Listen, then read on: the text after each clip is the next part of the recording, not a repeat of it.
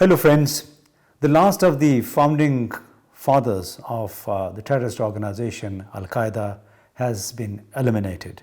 Dr. Ayman al-Zawahiri was targeted in a US drone strike in Kabul. He had been living in an upscale locality of the Afghan capital. Now, what are the implications for the Afghan Taliban and also for Pakistan? So there are multiple implications. In the first place, this is a deadly blow to the credibility of the Afghan Taliban. They have been promising the entire world that the regime would not allow any individual, any organization to use the Afghan soil for any terrorist activity against a neighboring country. Now, the Afghan spokesperson Zabiullah Mujahid declared and denounced the American drone strike as a violation of international law and as a violation of the Doha peace agreements. But in the Doha peace agreement, the Taliban themselves had pledged not to allow the use of Afghan soil for subversive or terrorist activities against any other country.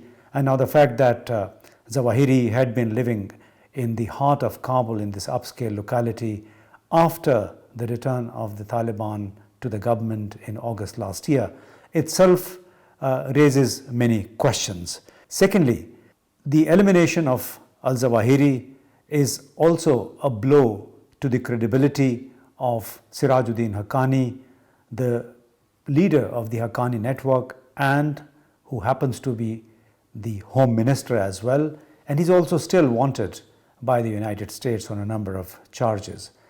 He has been telling every visitor that they would not tolerate any terrorist activity on their soil, and it was believed, as the US intelligence sources have claimed, that Zawahiri had been brought to Kabul probably by the Haqqani network, and he had been under the protection of the Haqqani network. This was a most sought after group inside Afghanistan, and the Americans had been raising hue and cry about the Haqqani network's activities, and a number of attacks in Kabul during the Karzai and Ashraf Ghani regime were attributed to the Haqqani network itself. Now, after this attack, even close friends and supporters of the Afghan Taliban regime like Russia, China would also look at the claims by the Taliban with a big pinch of salt, because counterterrorism is one big subject that unites all the countries in supporting the Afghan Taliban. They considered the Afghan Taliban, the TTA, as a bulwark against Al-Qaeda, against Daesh, against Islamic movement of Uzbekistan, against ETIM. And now that Zawahiri was found inside Kabul, the Taliban, particularly the Haqqanis, would find it difficult to justify their claims and to prove to the outsiders that they mean business.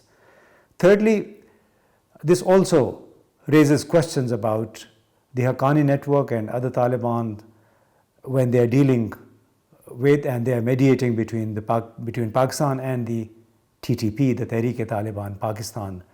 One wonders what the TTA, the Tehreek-e-Taliban Afghanistan, what role is it actually playing when trying to mediate between Pakistan and the TTP, just because the TTP has been very closely linked to the Haqqani network. They have been under their under protection for quite some time, and most of the TTP fighters and central cadre, they moved inside Afghanistan after August the 15th when the Taliban returned to power.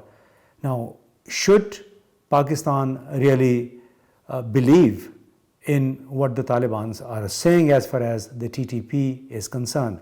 Because TTP is still sticking to its original demands, is not relenting. There have been several rounds of talks, but there is no clarity as to whether those talks will ever succeed, just because the Taliban, the Tehreek-e-Taliban Pakistan, feel they have a safe haven in Afghanistan, and the Afghan Taliban feel they cannot crack down on anybody that has been involved in the jihad against the foreign troops together with them, whether it was during the Russian occupation of Afghanistan or during the presence of the American and NATO forces in Afghanistan. So there's reluctance, big reluctance among the Tehreek-e-Taliban Afghanistan to go after the outfits like the TTP or Islamic Movement of Uzbekistan or ATIM. So that basically creates a big worry among all the countries which have been very actively supporting the Taliban. They have been indirectly trying to help out and advocating for the recognition of the Taliban regime. At least a working relationship, they believe, will help mitigate Afghan people's problems.